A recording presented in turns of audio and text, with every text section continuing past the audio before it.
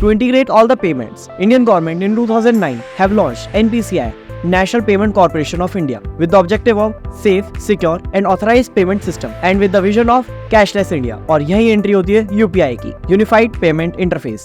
UPI has become the dominant payment system in India.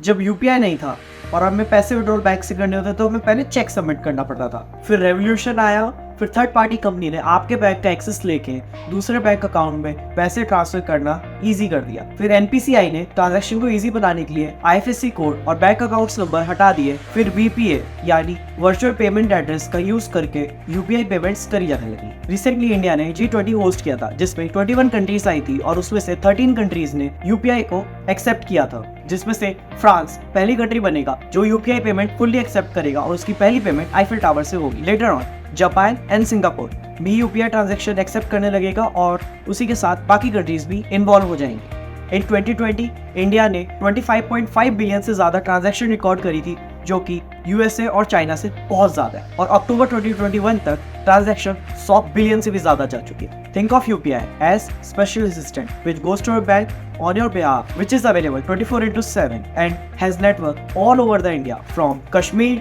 to Kanyakumari, and payment can be done anytime, anywhere. UPI आज की date में बहुत तेजी से grow कर रहा है और इन फ्यूचर और भी तेजी से ग्रो करेगा। आइए जानते हैं आज के लोगों से कि उनके बिजनेसेस में UPI ट्रांजैक्शन ने कैसे हेल्प करी है। So right now we are at the local market. आइए नॉर्मल कंज्यूमर से पूछते हैं कि UPI ने उनकी लाइफ पे क्या इम्पैक्ट डाला है। हेलो सर मैं जानना चाहता हूँ कि आपके बिजनेस पे यूपीआई आने से क्या इम्पैक्ट पड़ा है। सर हमारे बिजनेस पे यूपीआई आने से एक तो हमारे पास चेंजिंग की बहुत प्रॉब्लम सॉल्व हुई है। यूपीआई से सारी हिस्ट्री वगैरह जो हमारी सेव हो जाती है, कस्टमर इन फ्यूचर कोई भी इशू होता है तो हमारे पास सारी डिटेल्स रहती है यूपीआई की।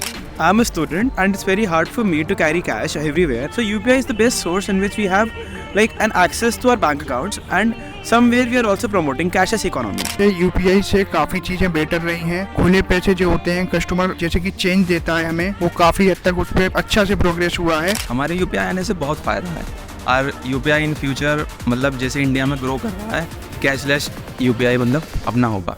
2025 तक इंडिया अपने आप को एक 5 ट्रिलियन इकोनॉमी बनाने का लक्ष्य रखता है। कोरोना वायरस पैंडेमिक के स्लो डाउन के बाद यूपीआई पेमेंट सर्विसेज इस गैप को फुलफिल करने के लिए आइडियल है। By choosing digital payment, the person has choose the financial revolution, so that they encourage and to get a reason to reduce cash and increase digital payments. क्योंकि जब आप cash नहीं digital payment को choose करते हैं तो आप भारत के भविष्य की ओर एक नया कदम बढ़ाते हैं, और आने वाले 10 सालों में अगर ये सक्सेसफुल होता है तो I am damn sure Bharat को सोने की चिड़िया कहने से कोई नहीं रोक सकता। फिर आप शान से कहेंगे दुनिया के हर कोने में भारत का सिक्का चलता है। मी आयुष कुमार साइनिंग।